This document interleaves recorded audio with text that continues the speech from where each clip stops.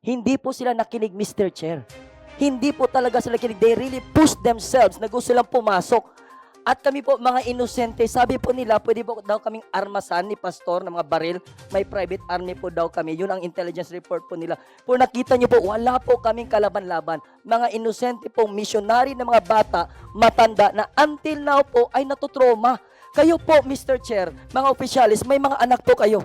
What's up mga kababayan, News That Matters here. Dito sa video natin ngayon ay ating panonoorin ang nangyaring hearing pasunod sa ginawang operasyon sa pagpapatupad ng arrest warrant laban sa founder ng KOJC na si Pastor Kibuloy. Dismayado at nalungkot nga itong si dating PNP Chief Senador Ronald Bato de la Rosa na nawala na ang tiwala ng mga taga Davao sa mga pulis. Dahil tila ang nangyayari di umano doon tila'y martial law na nakapaligid ang mga armadong kapulisan upang magmanman sa compound ng KOJC. Isinuwalat ng isa sa mga miyembro ng KOJC ang naranasan nilang kaharasan dito sa mga kapulisan ng Davao na naging sanhi ng trauma at takot sa mga bata at kababaihan na nandun rin sa lugar sapagkat kitang-kita nila kung paano lusubin ng di makatao itong compound ng mga KOJC. Dagdag pa rito na puno ng checkpoint ang buong lalawigan ng Davao City at lahat ng mga kumakampi di umano binabastos at ang mahirap pa dun tinututukan pa ng mga armas ang mga ito. Grabe naman yan. Kung kaya naman ang hiling ni Senator Bato dito sa hepe ng PNP na si Director General Romel Marbil na sana ibalik ang tiwala ng kapulisan sa Davao dahil ang hinahanap nila ay 5 tao lamang kabilang na si Pastor Kibuloy na sana huwag idamay ang mga inosenteng sibilyan o miyembro ng KOJC. Pero bago ang lahat mga kababayan, huwag niyo po sana kalimutang mag-like at subscribe para updated ka sa mga uploads ko araw-araw. At yun na nga mga kababayan, pinakita rin dito ang isang video na kung saan nakuhanan ang di makataong operasyon ng mga taga-PNP. Sinasabi sa media na pinlano ng maayos, ngunit kabaligtaran naman ang nangyari. Kung kaya naman hindi ko na patatagalin pa, ito na ang buong video. It's very hard to explain, no? It's very hard to explain kung bakit simultaneous yung mga lugar na yon na pinasok ninyo kung ang hinahanap ninyo si Pastor Kibuloy lang. As you have said, 6 ang hinahanap ninyo.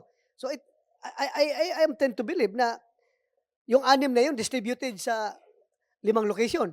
Kasi they cannot be present in every location. Di ba? That's really true, our chairman, no? Ang sinasabi ko nga doon sa warrant of arrest at pwede silang tumakbo anytime. Ang ano po na natin, they have the same address as inaano natin, but we have the intel reports that the people are hiding in these places po. And I don't have any reports na wala sa akin yung intel report, but that's confidential reports. Nandito po yung mga 6 na to, dito po nagtatago sila, dito sa mga different locations po. So far, as we speak right now, out of the 6, ilan na accounted ninyo? Sir, isa lang po ang nahuli po natin. Isa Opo, pa lang? nakakulong po siya sa amin. Hindi po pa siya kasi non-bailable offense po siya. Yung 5 kasama si Pastor Kibuloy at large pa rin? Opo, with a valid warrant of arrest. Valid pa po siya hanggang ngayon. And just want to make clear, valid po yung warrant of arrest po nila, our chairperson po. Okay, so isa lang ang accounted. All others, wala pa. Wala pa po. They refuse to surrender po. They refuse to surrender. Kaya that's what we call them, fugitives of the law. Okay. Mr. Chair. Yes, go ahead. Carlo po. Katil. Yes, Brother Carlo Katil. Yes po. Thank you po, Yes, Mr. Chair. Resident Minister po ng Kingdom of Jesus Christ, Central Headquarters. Our resource persons here, the police officers, were not there during the June 10 po. So, I don't think so. They don't know what really happened. I was there po, personally po, June 10. Kung nakita mo po yung video, ako po yung unang sumampa, humarap po sa police. Mr. Chair, nananalangin po kami sa time po na yon. Dinistorbo po ng mga kapulisan na para mga barumbado at parang susulong po ng gera, complete full battle gear po. Kaya po, nagtakbuhan po kami doon sa gate. Sabi po ni General Marbil, Mr. Chair, we used women, children as human shield. Akala po namin, Mr. Chair, magaling po yung mga intelligence po ng ating kapulisan at pinag-aralan po nilang mabuti. Natural po, Mr. Chair, nananalangin po kami. Whole family nandun po lahat. Nung inakyat po nila, Mr. Chair, ang aming gate, ang aming pong response, kami pong lahat, kasabay yung mga bata, tumakbo na po kami doon to defend our place. Bakit? Nung una po akong sumampa po doon, Mr. Chair, hinanapan ko po sila, ano po ito, para saan po, may dokumento po ba kayo? Pwede nyo bang mahintay ang aming mga lawyers? Hindi po sila nakinig, Mr. Chair. Hindi po talaga sila nakinig. They really pushed themselves na gusto silang pumasok. At kami po, mga inosente, sabi po nila, pwede po daw kaming armasan ni Pastor ng mga baril. May private army po daw kami. Yun ang intelligence report po nila. Po nakita nyo po, wala po kaming kalaban-laban. Mga inosente pong missionary na mga bata, matanda, na until now po ay natutroma. Kayo po, Mr. Chair, mga opisyalis, may mga anak po kayo. May mga magulang po kayo. I do hope hindi po mangyari sa grabe pong trauma. Until now, yung mga bata po, makakita po ng mga police in uniform, men in uniform, sumisigaw po, nanginginig po. Hindi po namin alam ano po yung intervention na gagawin namin. Umiiyak po. Makakita lang ng police uniform like you, na taas po ang aming pagtingin po at respeto po nung una. Pero nung ginawa po nila ito, kasi simple lang po hingi namin eh.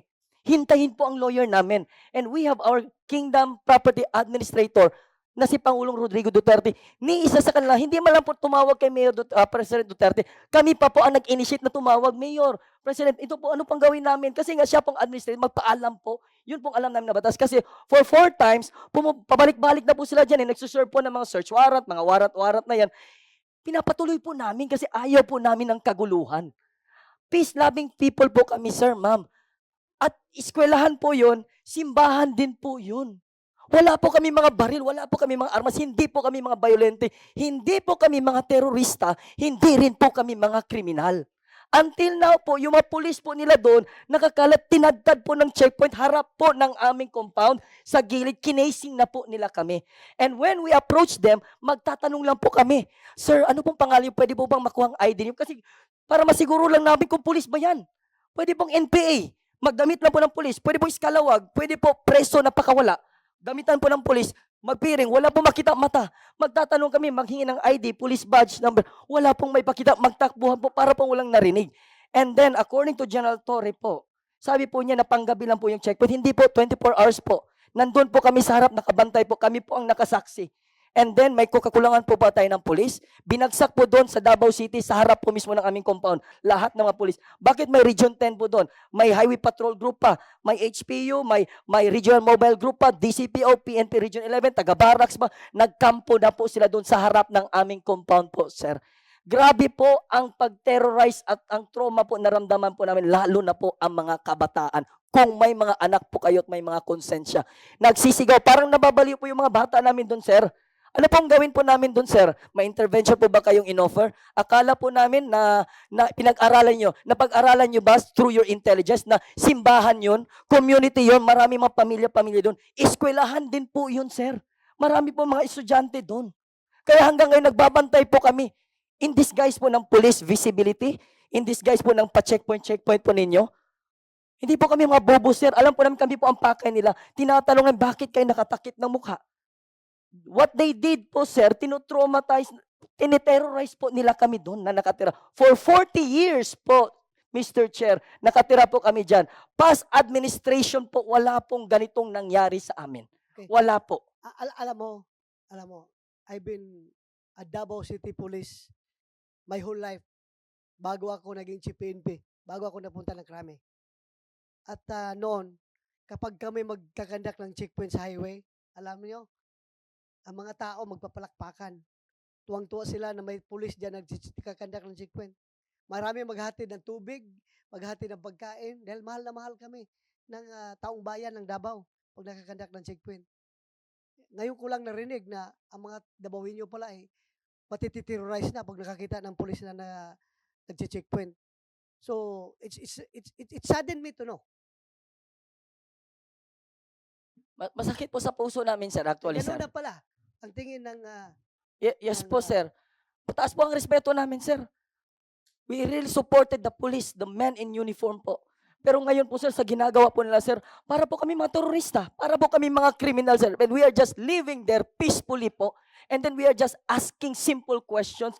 Karapatan po namin to get their names po. Yeah, Karapatan po namin yan, pero sir. sana ngayon, we are living in a different circumstance. Very different ang circumstances ngayon natin. Kaya ako'y nakiusap sa inyo at saka sa mga membro ng inyong simbahan.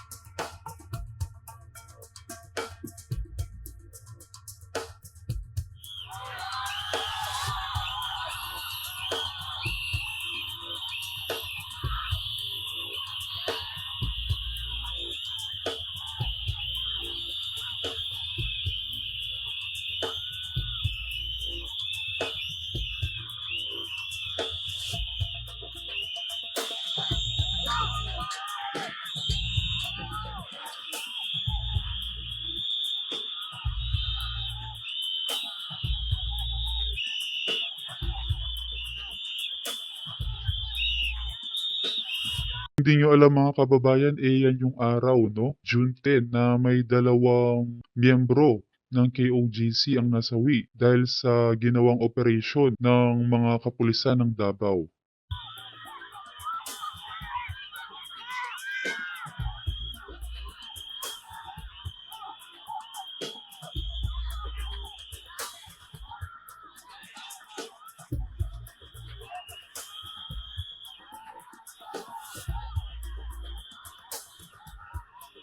Pause muna, technical,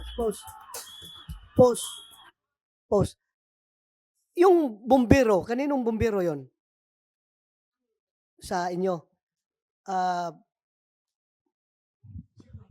you explain that? Bakit tinitira nyo ng tubig yung mga pulis?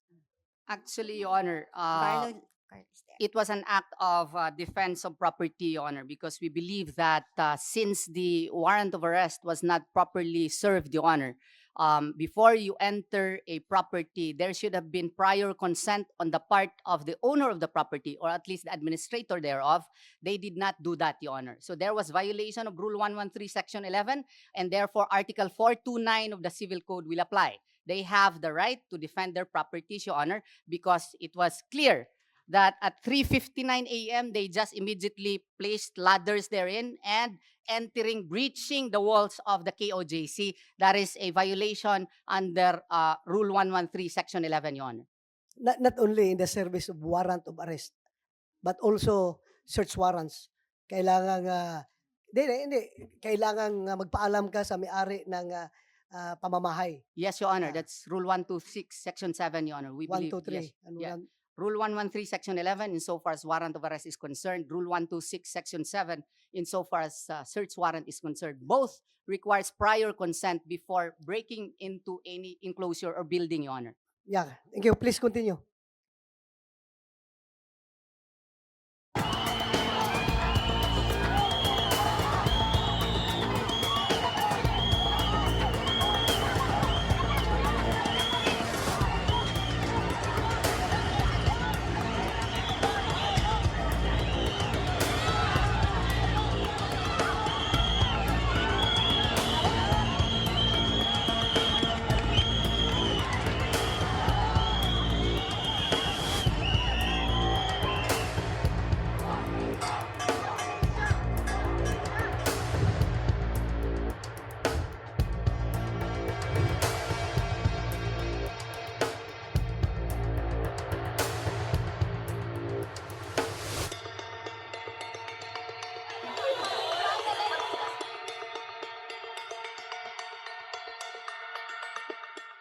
Si Pastor lang, ang nitindo. We're trying to do to us for our poor people. Lagi mo naman sa inyo, ma'am.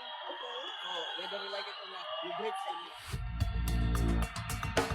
Nakakatakot naman.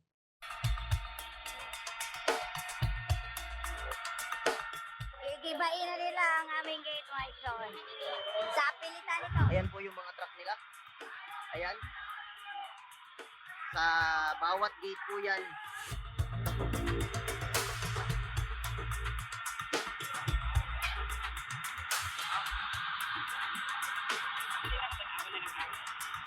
Kita-kita lemot sa kitay. Ula-ula isilbi. So kalma lang mo. Ingon na po mga polis magkuwat lang.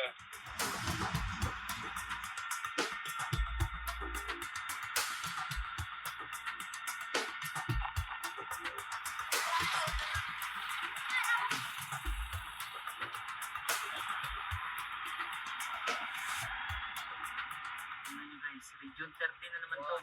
Anong lugar to kuya? Agusan. Agusan. You know? 13, Agusan del Sur.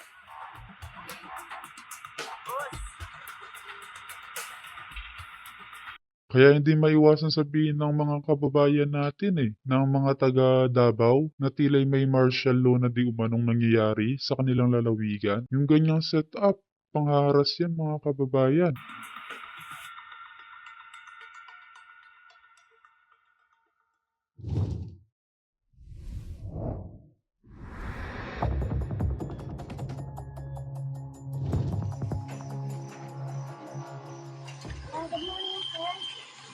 Pwedeng post mo na sandali. Post. Technical, post mo na. 1 minute suspension. CR lang ako sandali.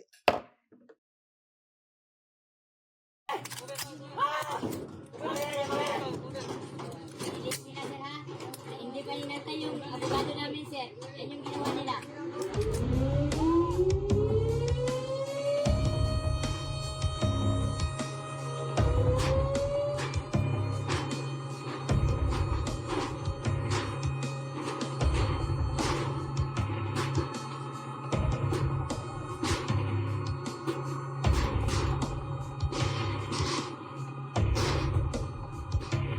Yung date talaga niyan, June 10, 2024, meron lang mali.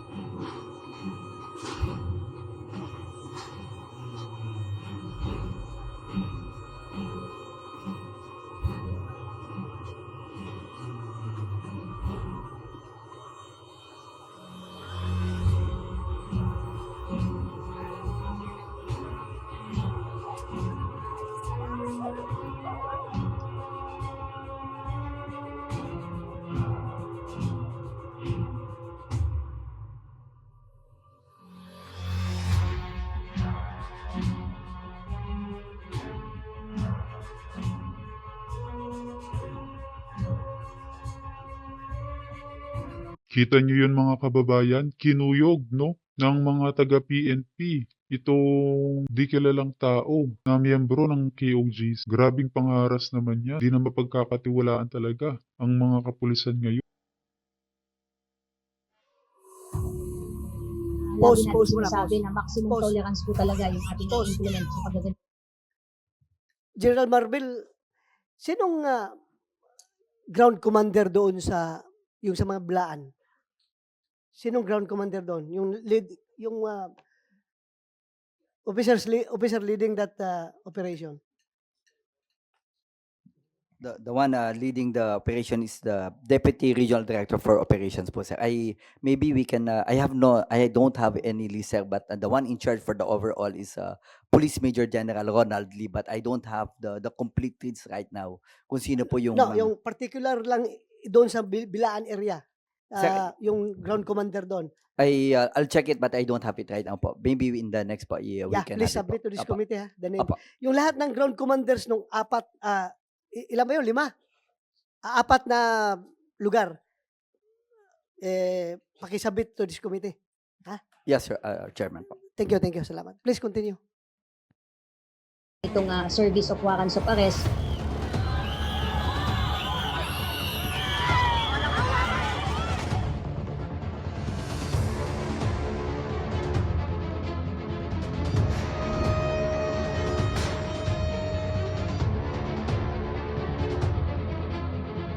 Yan ay pinag-isipan, pinag-aralan, talagang pinaghandaan. Ang importante ay wala nasaktan. Yung pang-conscious na po.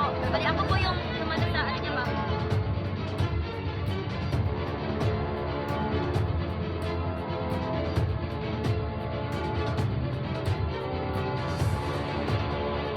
We don't feel safe anymore. Something is wrong, definitely wrong with this country. Why are they doing this in Davao City? Nagtatanong po kami bilang mamamayan dito sa Davao City. Nakasama po ba kayo sa pumunta dito ng June 10? Hindi po. Hindi. Pero namataan sa nakunang video noong June 10.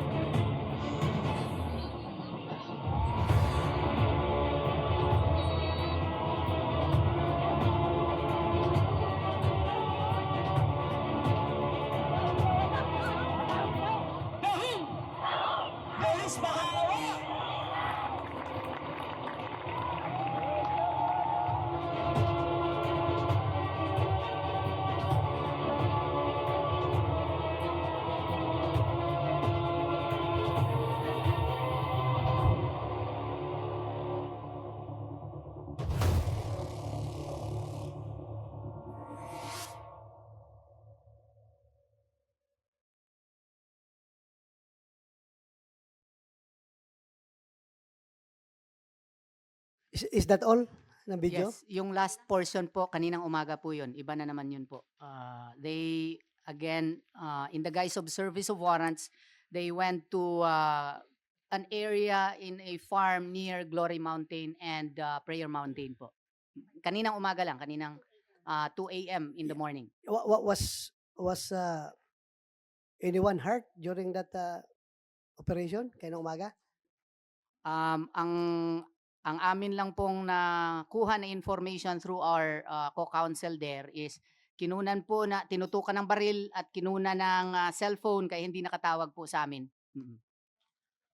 Okay. Sa anong lugar? Attorney? Tamayong Kalinan, Davao City. Still in the guise of service of warrant of arrest po. Sa farm po, directly near Prayer Mountain and Glory Mountain, in between po. Thank you. So, go ahead, Senator Robin Padilla. Aba, maraming salamat po, mahal na tagapangulo. Gusto ko lamang pong linawin kasi lagi pong inuulit ng ating mga bisita na yung tungkol po sa warrant at search warrant, pwede pong pakilinaw. Pakilinaw po ng malinaw para po mas maintindihan po ng ating mga kababayan. Okay, Senator Robin, akala kasi namin nung June 10, meron silang search warrant. Nung dumating po ako mga 6 o'clock, 6:30, akala ko may search warrant sila kasi nandun na sila sa loob eh.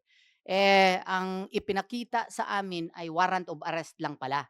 Kaya nagsabi ako dun sa lawyer na pinadala nila, Panyara, valid ba yan? Nakaserve na kayo ng warrant na of arrest dito dati 5 times na ata. At saka itong sa Pasig, nakaserve na kayo. Meron pang ang order returning the warrant last June 7 of 2024. Wala daw silang magawa kasi order daw ng kanilang higher ups daw. So, kaya ang ginawa ko, sinamahan ko na lang sila. Kaya medyo mali po yung sabi ni General Torre na hindi daw nakapasok noong June 10. Hindi lang sila nakapasok po, hinahulughog po lahat ng areas, pati nga po doon sa JMC na mga yung school po, yung eskwelahan namin. Pati yung ang graduation namin, hindi na lang tinuloy the next days at saka yung isa, maraming mga parents na hindi nakapunta dahil sa takot po. Hanggang ngayon nga po, yung aming law school ay ginawa na lang namin pong online muna. In-explain namin sa mga estudyante.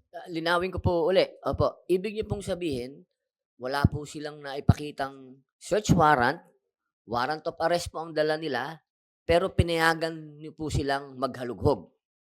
After po nung nakita po ninyo na meron pong Senator, yung Order po ng dating Pangulo. Yes Nung po. sinabi po ng dating Pangulo natin Mm-mm. na si Rodrigo Roa Duterte na hayaan nyo silang makapasok ng matiwasay, Opo. hinayaan nyo na po sila. Yes po. At sinamahan ng mga abogado po natin. Pati po ako later. Sa lahat po yan. Sa lahat po, hinalughog po lahat ng areas po Opo. ng KOJC compound po. Opo, pwede pong pakiliwanag po, ilan po ang hinalughog? Pinayagan yung halughugin. In 4 different locations. KOJC Central in Buhangin, Davao City.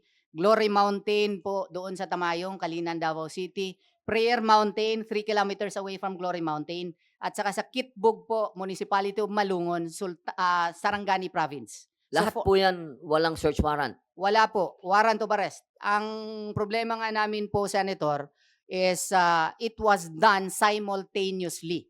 Yung rules kasi natin, if you will, yung napag-aralan ko po, kailangan meron kang probable cause na nandun yung tao or he is reasonably believed to be there. Paano siya nandun in 4 different locations? So kaya nga po, medyo nagre-reklamo kami kasi yung batas po hindi nasunod. Maraming salamat po. Chairman, pwede po ako magtanong sa Napolcom? Yes, go ahead. Apo, Napolcom, magandang magandang tanghali po. Apo, tanong ko lang po, para po hindi po magkaroon ng kalituhan. Apo, para mas malinaw po sa ating mga kababayan, para hindi po ito sakyan muli ng mga mahilig maggawa ng fake news. Opo. Linawin po natin, meron po bang sa palagay po ninyo na dahilan talaga na magreklamo ang ating KOJC na hindi po talaga sinunod ng ating mga bayaning pulis yung tinatawag po nating rules of engagement? Sa palagay po nyo, ito po ay nalabag kasi ang sinasabi po ng KOJC, wala naman po silang dalang search warrant kundi warrant of arrest. at hindi po malinaw na alam nila talaga na naandoon ang hinahanap po nilang, sabi nga po ng mga kapulisan ay pinaghahanap ng batas. Ano po ba ang katotohanan dito, mahal naming Napolcom? Marami pong salamat, Ginoong Senadora Robin Hood Padilla. Gano'n din po sa Ginoong Chair ng committee. Alam po ninyo yung ginawa po ng police doon ay nag-serve ng warrant of arrest.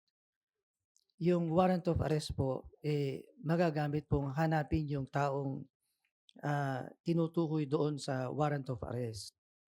Sa nakita po namin, hindi lang po isang tao kasi po yung tinutukoy ng warrant of arrest. May mga kasama siya. Kaya pwede pong hanapin yun kung saan man yung ilan mga taong kinaukulan yung nakasaad doon sa warrant of arrest. Ngayon, kung saklaw po ng warrant of arrest yung lugar na kung saan pwedeng ma-serve, pwede pong hanapin yung tao. Hindi po naman hinahanap yung gamit. Ang hinahanap po yung tao. Kaya sa katunayan nga po, nasasaad din sa rules of court, doon po sa service of warrant, pwede po talagang pumasok kung hindi sila papapasukin sa ano.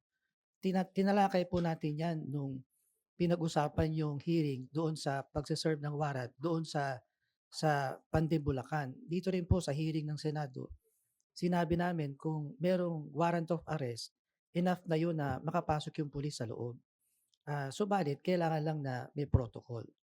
Sa nakita po ng Napolcom dun sa video footages, lumalabas naman na naka-restrain yung mga pulis nga.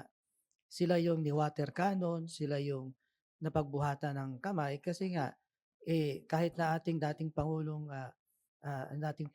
sinabi nga na pwede talagang makapasok kasi may warrant of arrest. Nangangahulugan po na yung mga kinaukulan din nagkakasundo na talagang pwedeng pumasok sa loob. Kaya lang po siguro napilitan pumasok kasi pinigilan sila. Alam po yun.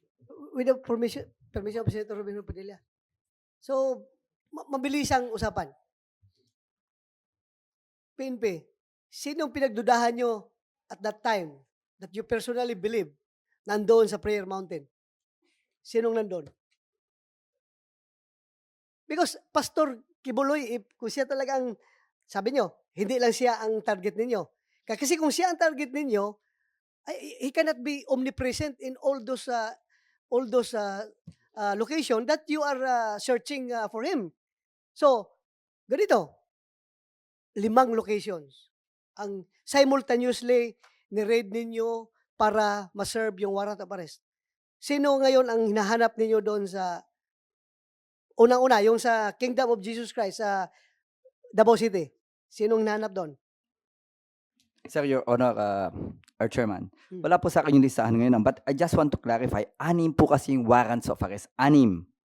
Hindi lang po si fugitive Kibuloy ang hinahanap natin, but 5 others po na co-accused niya sa non-bailable offense. Kaya nga, I am asking the PNP, I am asking you, kung sinong hinahanap doon, sinong hinahanap dito, sa 1, sa 2, sa 3 na mga areas. Para klaro tayo na hindi kayo fishing expedition because as alleged by Attorney Torion, that is quite an obvious fishing expedition kung itong 5 hinahanap ninyo doon sa 5 lugar din. Dapat klaro ang impormasyon na si Pastor Kibuloy andito, si another suspect andito. Kasi kung